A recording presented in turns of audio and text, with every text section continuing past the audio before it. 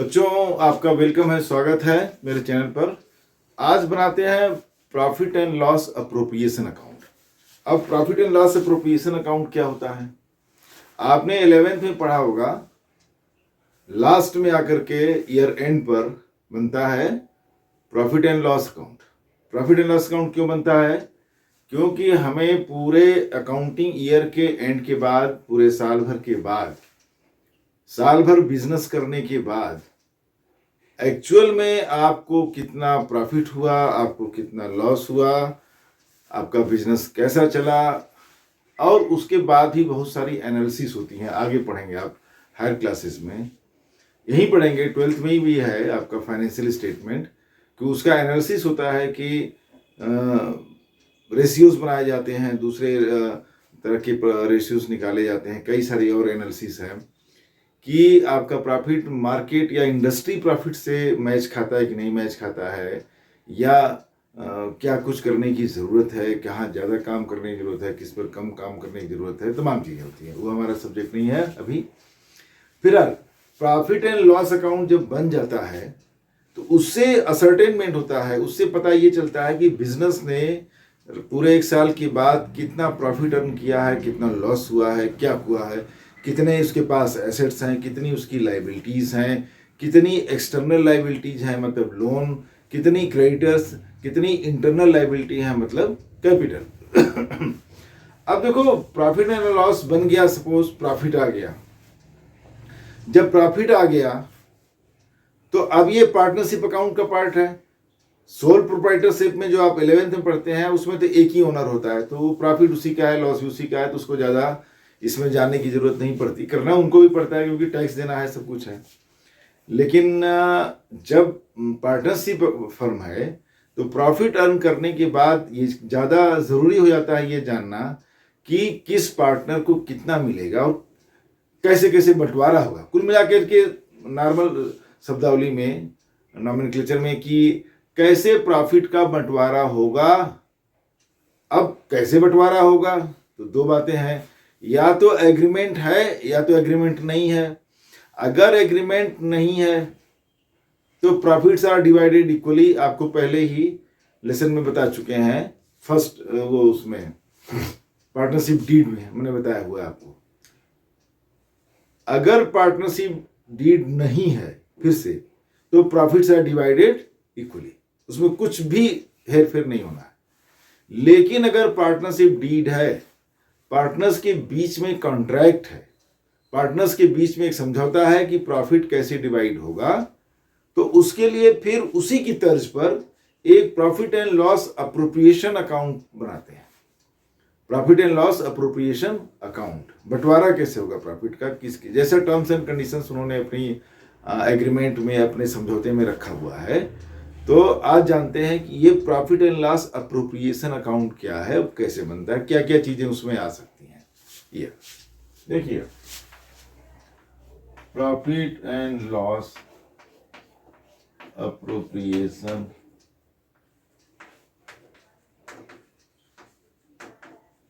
Account, ठीक है। तो और थोड़ा इधर से कर देते हैं, आगे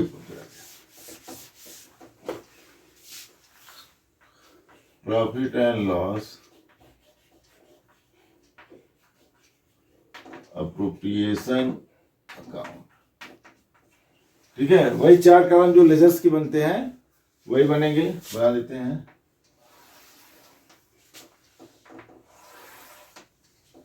और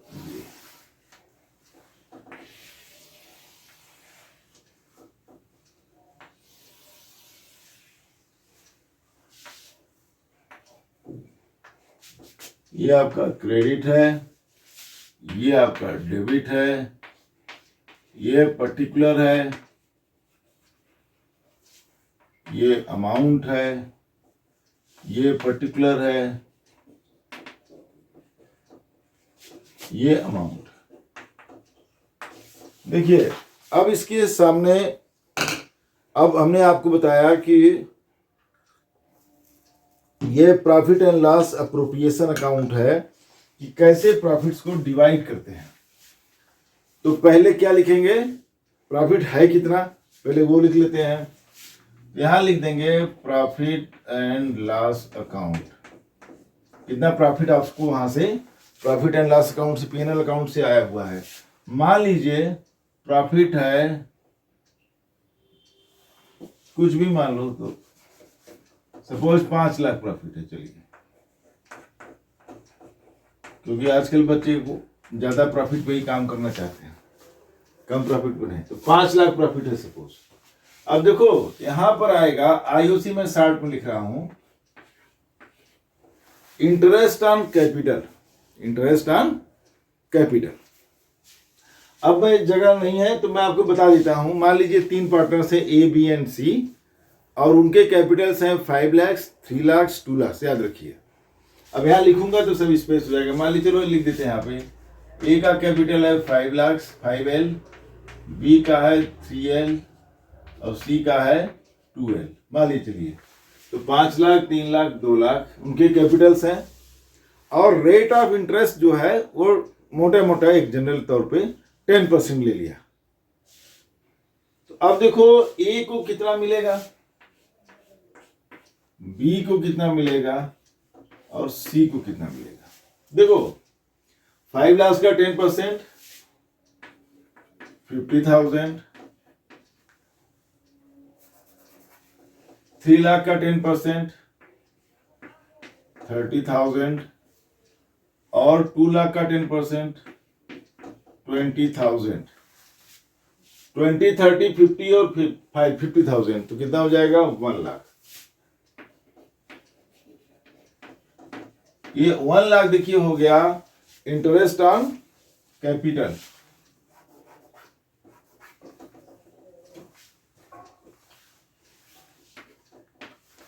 one lakh is your interest on capital. अब देखिए कि पार्टनर्स जो होते हैं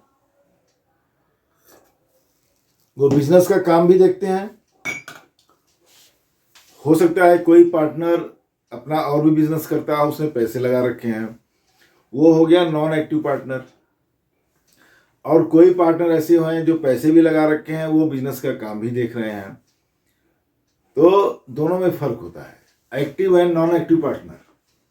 तो एक्टिव पार्टनर जो है, मान लीजिए आप एग्जांपल ले लिए कि एक कंस्ट्रक्शन कंपनी है, एक सेठ ने है जिसके कैपिटल है, जिसने पैसा लगाया है क्योंकि उसके पास पैसा है। एक इंजीनियर है, वो टेक्निकल पर्सन है, सारा कुछ कंस्ट्रक्शन देखेगा, बनवाएगा खड़े होकर के, मैनेजर भी है, वो मैनेज कर रहा है, तो वो भी पार्टनर हुआ, लेकिन वो एक्टिवली कंट्रीब्यूट कर रहा है, वो बिजनेस में शामिल है, बिजनेस में इन्वॉल्व है।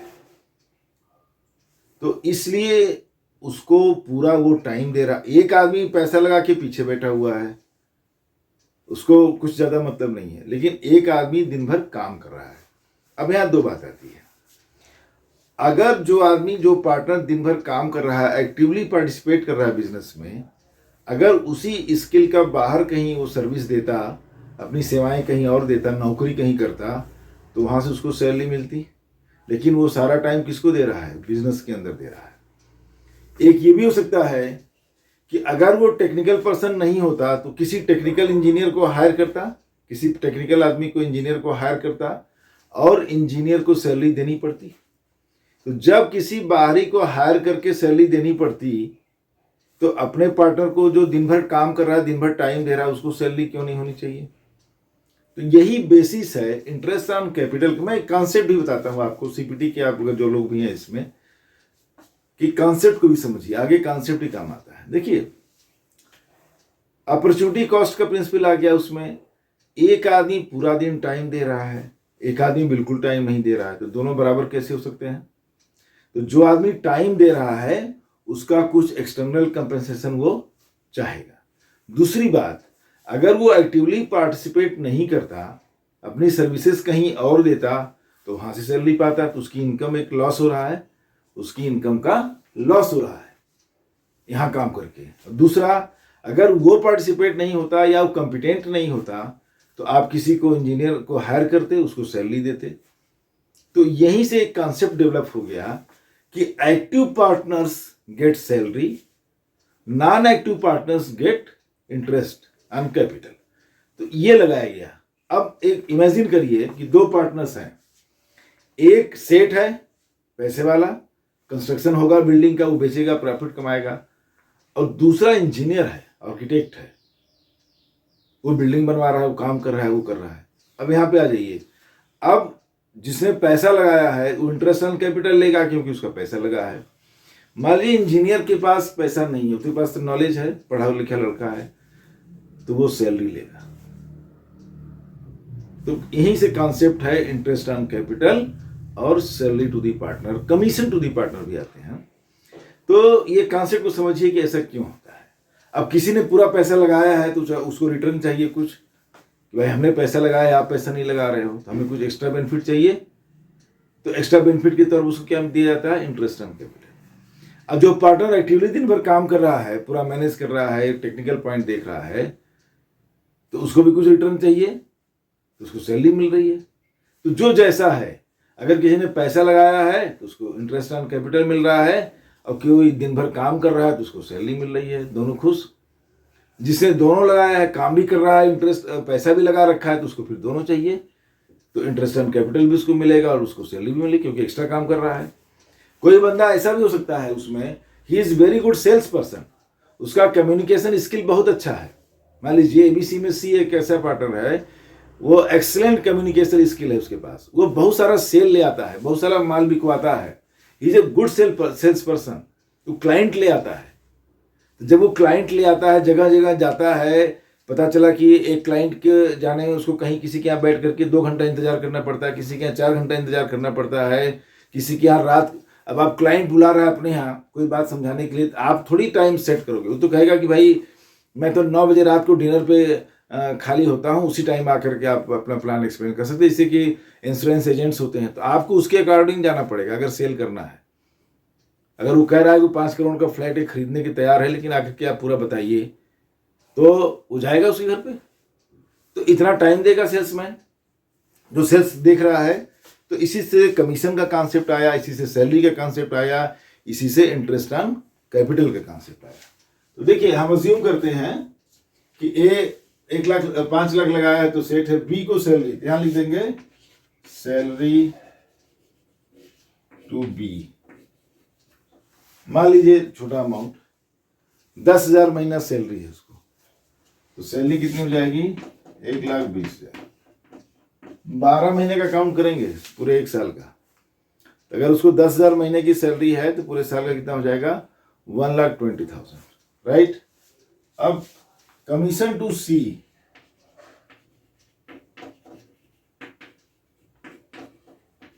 देखिए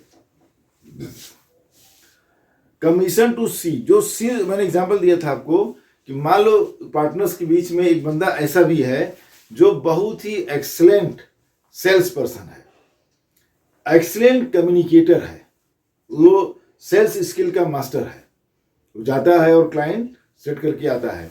तो वो क्या कर रहा है, वो बिजनेस को बिजनेस दे रहा है, वो बिजनेस को बिजनेस दे रहा है, वो बिजनेस ला रहा है बिजनेस के लिए। He is making all out effort to bring more business to the company, और इससे बिजनेस का प्रॉफिट इंक्रीज हो रहा है। तो नेचुरली उसको भी कुछ चाहिए, आने जाने का उसका खर्चा है, टाइम दे रहा है, एफर्ट दे रहा है, घर परिवार छोड़ करके बेचारा कभी रात को मीटिंग कर रहा है, कभी 6 बजे सुबह मीटिंग कर रहा है, 8 बजे सुबह मीटिंग कर रहा है, जब क्लाइंट बुलाएगा उसको जाना पड़ेगा। तो इस तरह से उसको क्या बनता है, कमीशन लेता है वो, कि भाई जितना सेल्स ले आएंगे या प्रॉफिट में, चूंकि यहाँ पे सेल्स अभी हमने नहीं उसको बेच लिया है, या लिख दो कुछ भी, मान लीजिए सेल है 50 लाख का, तो 50 लाख का सेल है तो उसका कमीशन लेगा, जो भी उसमें टर्म्स एंड कंडीशंस गिवन रहेगा, सेल के बेसिस पर उसको कमीशन मिलेगा कि प्रॉफिट के बेसिस पर उसको कमीशन मिलेगा। मैं यहाँ पर एग्जांपल में प्रॉफिट को ले लेता हूँ, मान लीजिए 10% तो ज़्यादा हो जाएगा, 5% ऑफ द प्रॉफिट, मान लीजिए 5% of the profit goes to the commission to sales person, जो पार्टनर सेल्स कर रहा है, राइट। तो यहाँ पे देखो इसका हो जाएगा 5 लाख का 10% कितना हो जाएगा, 50,000, और 50,000 का आधा कर दोगे 25,000, क्या हो जाएगा 5%, तो उसको 25,000 कमीशन मिल जाएगा, राइट, अलग से। जो उसका प्रॉफिट है उसके अलावा उसको ये मिलेगा। 10% कर देते हैं, थोड़ा कम लग रहा है, चलिए।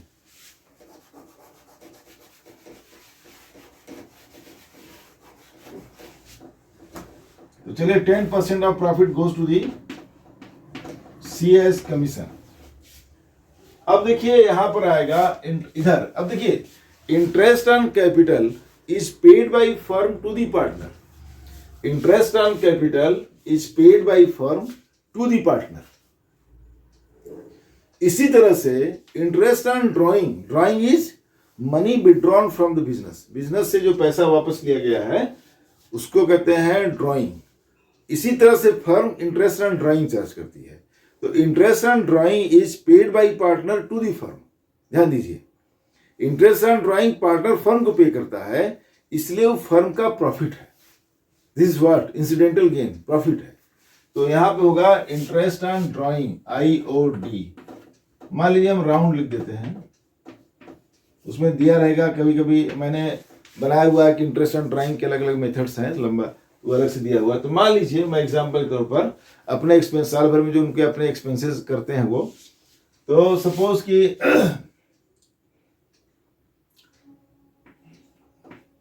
50,000 ईच सबने ड्राइंग करी हुई है। 50,000 लोगों ने ड्राइंग की हुई है, तो सॉरी ड्राइंग की हुई है, तो इंटरेस्ट 10% ले लेते हैं, 5-5 हजार करते हैं उनकी।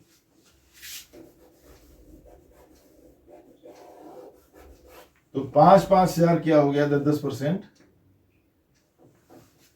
सपोज इंटरेस्ट ऑन ड्राइंग पे भी 10% है, तो 50-50 हजार लोगों ने विड्रॉ किए हैं, तो 5 उनका 10% हो जाएगा, 5-5 हजार। तो इंटरेस्ट ऑन ड्राइंग कितना हो जाएगा, 15,000, राइट। ये देखिए ज्यादातर मोटा मोटा होता है। और लिख दीजिए, एक और चीज हम आइटम डाल दे रहे हैं, जनरली वो हो भी सकता है नहीं भी हो सकता है क्वेश्चन में, लेकिन मैं डाल दे रहा हूं। जनरल रिजर्व, मान लीजिए पार्टनर्स जो है, विजडम ये कहता है कि सारा प्रॉफिट एक बार में मत खा जाइए, प्रॉफिट सारा खा मत जाइए, कुछ प्रॉफिट या प्रॉफिट का कुछ हिस्सा बिजनेस के अंदर री इन्वेस्ट होना चाहिए। बिजनेस ग्रो कैसे करेगा? अगर आपने मान लीजिए एक बार बिजनेस शुरू कर दिया, जो भी कैपिटल लगा दिया, अब उसमें और पैसा आप नहीं डाल रहे हैं और इन्वेस्ट नहीं कर रहे हैं, तो बिजनेस ग्रो नहीं करेगा, उतने पर रहेगा जितने पर है। जो भी मेहनत आप करेंगे तो यू कैन मैक्सिमम आप प्रॉफिट निकाल सकते हैं, लेकिन बिजनेस का ग्रोथ नहीं होगा जितना होना चाहिए। इसीलिए कॉन्सेप्ट आ गया कि कुछ पैसा रीट अंदर साइकिल में होना चाहिए, बिजनेस के अंदर फिर से लग जाना चाहिए। जो जहां से कमाया थोड़ा पैसा उसमें ही लगा दीजिए। तो यहीं से कॉन्सेप्ट आया री इन्वेस्टमेंट, या रिटेन अर्निंग भी कहते हैं, बीएस में पढ़ेंगे। रिटेन अर्निंग या जनरल रिजर्व में डाल दे रहा हूं, मान ली किसी और भी काम के लिए भी हो सकता है, बिजनेस के अंदर री इन्वेस्टमेंट के लिए हो सकता है, जनरल रिजर्व। तो 10% of the profit, 10% of the profit is transfer to general reserve. यहीं पर जनरल रिजर्व भी आ जाएगा, जनरल रिजर्व। तो 10% कितना हो जाएगा, 50,000। अब देखिए क्लोज करते हैं।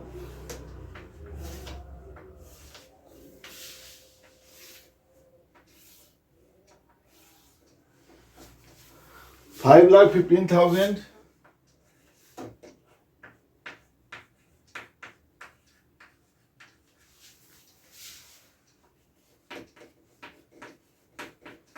$5,15,000। अब देखिए ये आपकी पूरी इनकम है एक साल की, ये आपके एक्सपेंसेस हैं। तो पूरी इनकम से ये सारे एक्सपेंसेस आप माइनस करेंगे, अब जो प्रॉफिट आएगा उसको कहते हैं divisible profit. That's called divisible profit. Divisible profit, right. तो 5,15,000 is the total income of the current year, और उसमें 1,00,000 इंटरेस्ट ऑन कैपिटल पे किया जाएगा पहले, फिर 1,20,000 सैलरी दी जाएगी, फिर 50,000 कमीशन दिया जाएगा, 50,000 कहाँ जाएगा, रिजर्व में ट्रांसफर होगा। ये सारे एक्सपेंसेस माइनस करने के बाद जो प्रॉफिट आएगा वो प्रॉफिट उनमें बटेगा। अब देखिए 1 लाख और ये दोनों 1 लाख हो जाएंगे 50,000, 1 लाख 2 लाख, ये 3 लाख 3,20,000, तो 5,15,000, 3,20,000,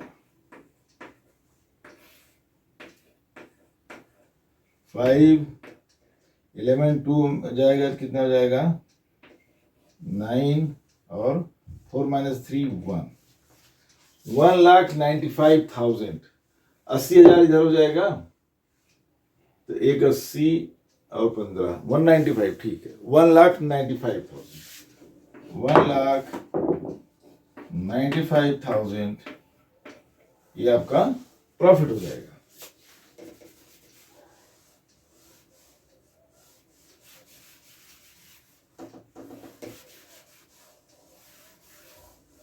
देखिए ये है आपका profit and loss appropriation account. अब इसमें क्या होता है,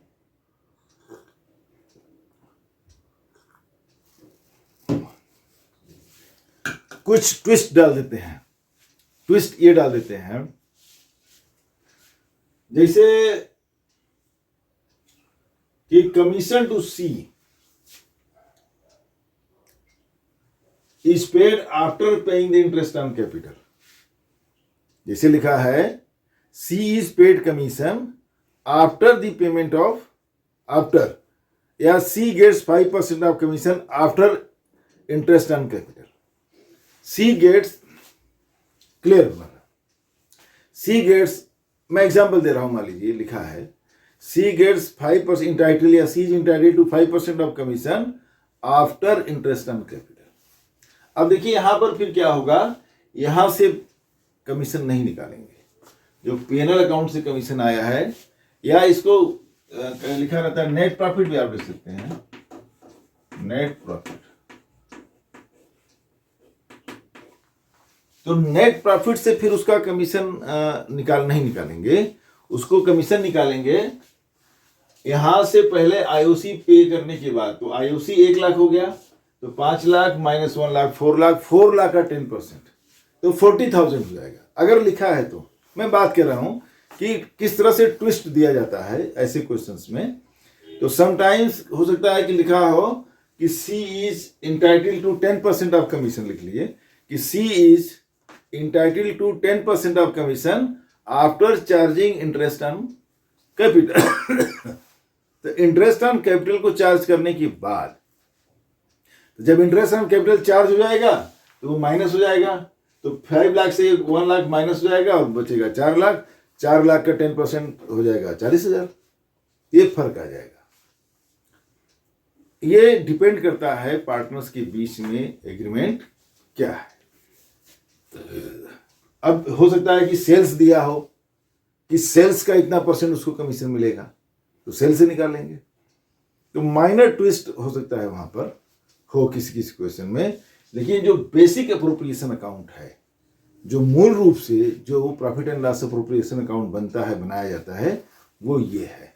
तो ये आपकी बेसिक्स हैं। इधर interest on capital, salary to B, commission to C, मतलब 3 पार्टनर मैंने लिया है ABC, तो उनके सैलरी भी है, उनकी कमीशन भी है, इंटरेस्ट ऑन कैपिटल है।